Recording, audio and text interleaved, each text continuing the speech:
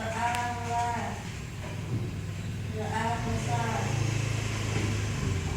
Siapa yang hari ini tidak masuk? Beni. Kenapa Beni? Apa? Keterangannya apa? Tahu. Apa?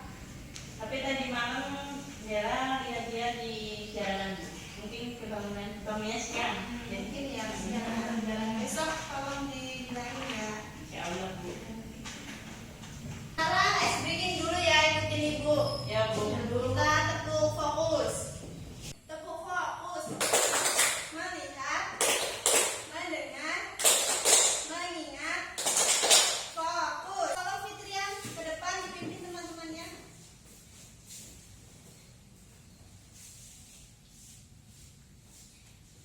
Mulai, Bu. Tepuk fokus. Melihat, mendengar, mengingat. Fokus. Terima kasih Fitrian.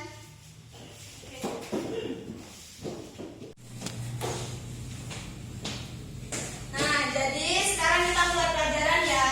Ya. Jadi tujuan pembelajaran hari ini yang pertama mampu mendeskripsikan sejarah sebagai fakta dan peristiwa.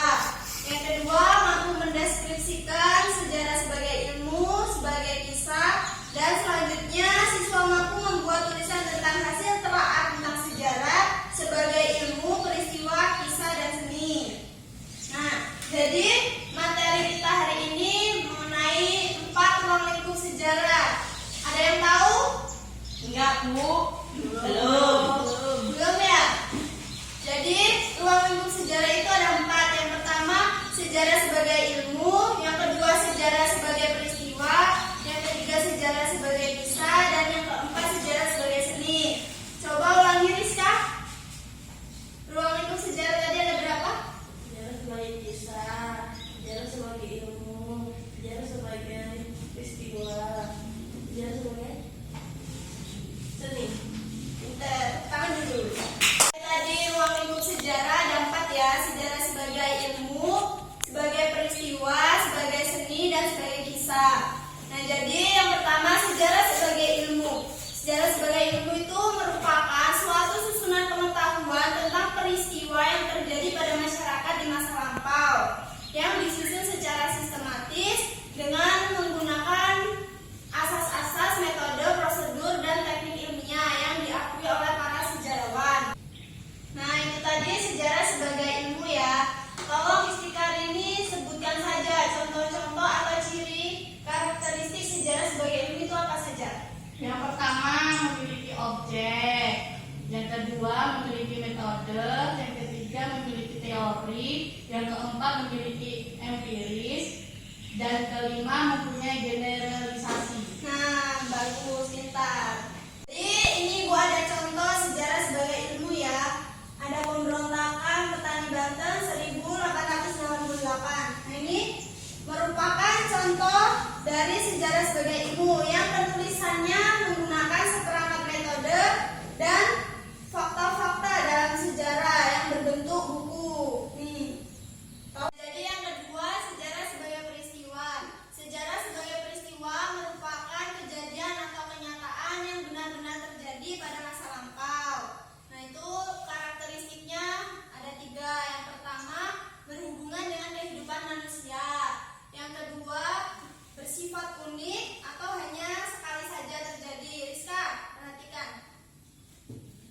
Yang ketiga peristiwa itu membawa perubahan. Di sini Ibu ada contoh mengenai sejarah sebagai peristiwa. Ada yang tahu ini siapa? Pak Soekarno.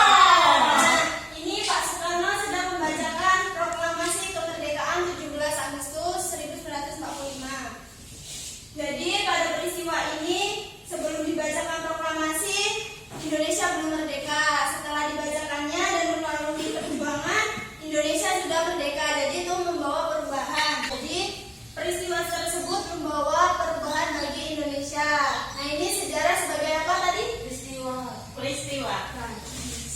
Nah, sekarang yang ketiga sejarah sebagai kisah. Tolong Fitrian, sejarah sebagai kisah itu apa? Sejarah sebagai kisah adalah peristiwa sejarah yang diceritakan atau dikisahkan kembali sebagai hasil rekonstruksi oleh seseorang. Nah, benar.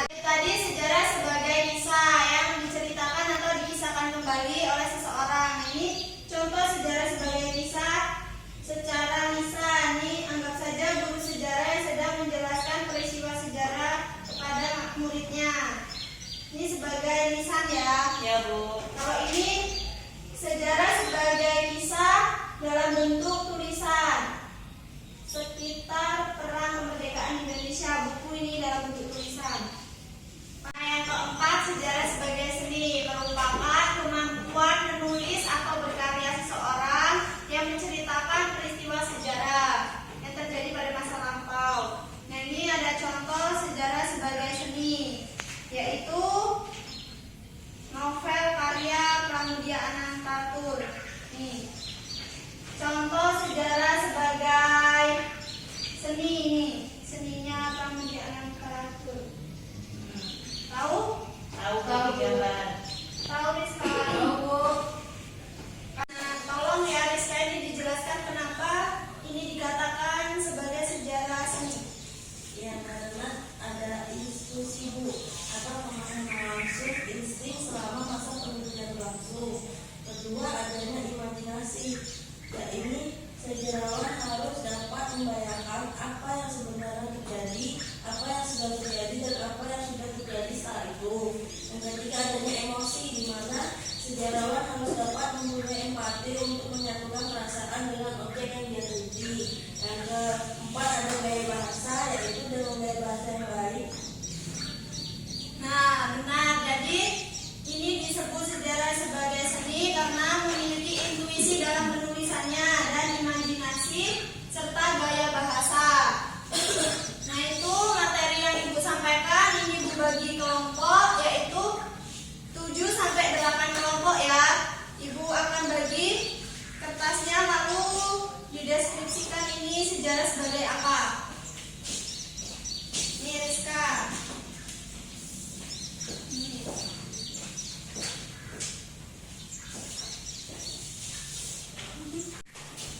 Nah, itu tadi ya. Nanti kalau sudah silakan presentasi ke depan, itu merupakan sejarah sebagai apa dan tolong diceritakan ya. Baik Bu. Bu sudah. Nah, silakan maju ke depan.